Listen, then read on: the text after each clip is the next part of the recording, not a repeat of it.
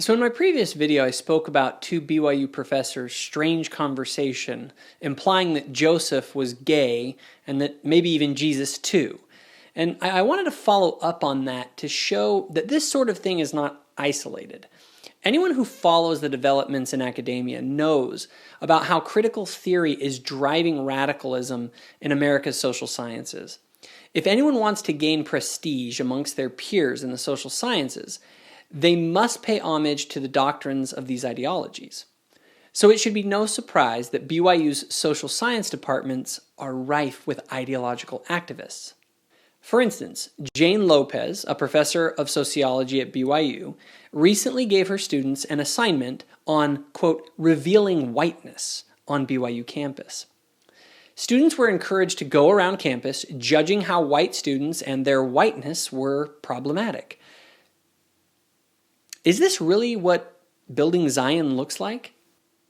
Were the people of 4th Nephi walking around problematizing whiteness? How about BYU professor Ryan Gabriel, who wants to reframe Christ as a radical revolutionary in light of Ibram X. Kendi's take on black liberation theology? The books on black theology, right? If you're interested in that, you can find information on how to get to that in Kendi's book. We need to root ourselves in love and then try to connect people to, I would say, Jesus Christ, especially those that are within our family. And this will be the last thing I'll say. It comes from Kendi's book on page 15 in definitions. He talks about a way of reframing about how we think about Jesus Christ that was provided by Tom Skinner. So Tom, he was a preacher from Harlem, and he says, Jesus was a radical revolutionary with hair on his chest and dirt under his fingernails. Any gospel that does not speak to the issue of enslavement and injustice and inequality, any gospel that does not want to go where people are hungry and poverty-stricken and set them free in the name of Jesus Christ is not the gospel. So you have a gospel connection with many of your family members, right? And you can help them reframe the way they think about Christ by you sharing your testimony about how you think about Christ.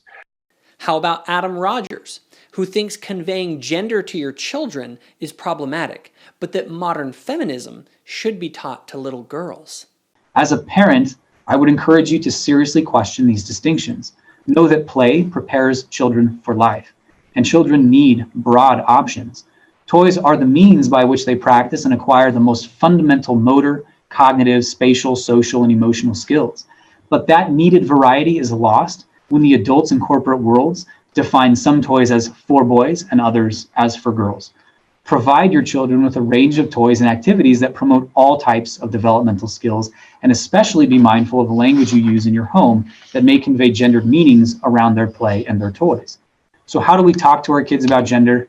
I'm convinced that one of the most effective tools at our disposal, especially for parents of daughters, is feminism. Or how about when BYU's Grant Underwood invites a prophet to speak?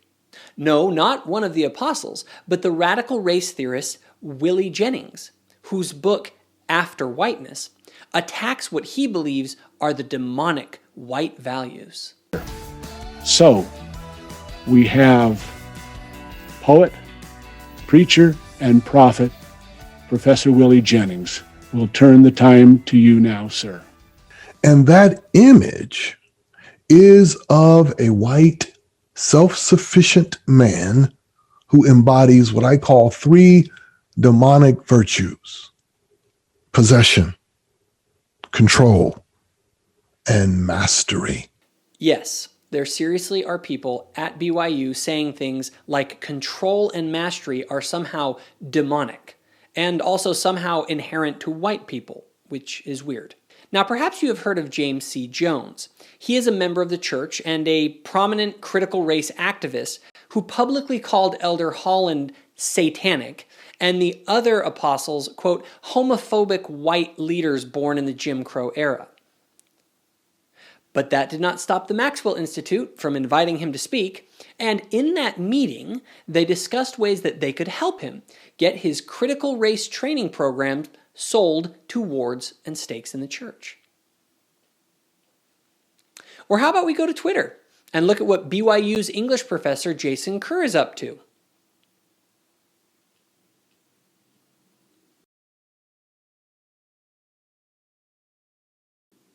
And no, that comment was not a joke.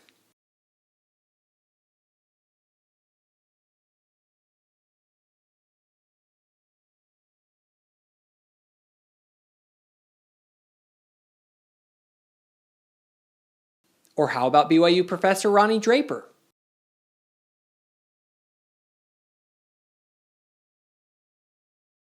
Perhaps we should consider if she is helping to uphold these words from Elder Holland. For example, we have to be careful that love and empathy do not get interpreted as condoning and advocacy.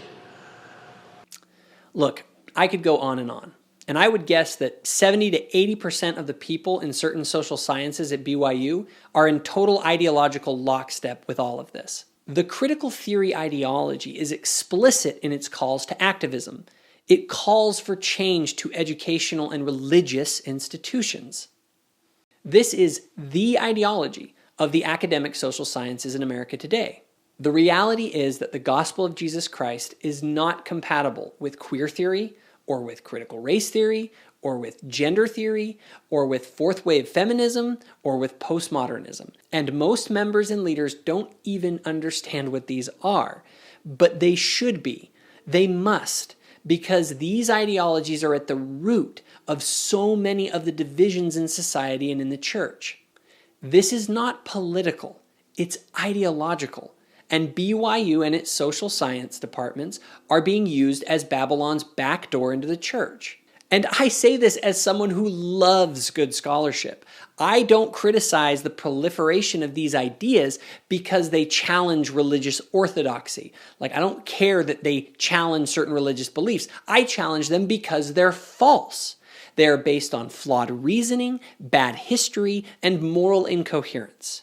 Now, if any of these professors or any of the other people I mentioned in this video thinks I have misrepresented them, please feel free to reach out to me. I'd be happy to have you on and let you clarify anything that you feel that's been misrepresented. In the end, I made this video to raise awareness. Sunlight is the best disinfectant. So please share this video with anyone who you think should be aware.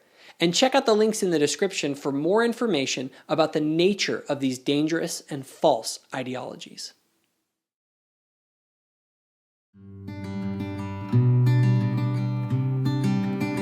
If you enjoyed this video, give it a like and hit the subscribe button. Also, if you want more content, including the podcast, go to thoughtful-faith.com. Thanks for watching.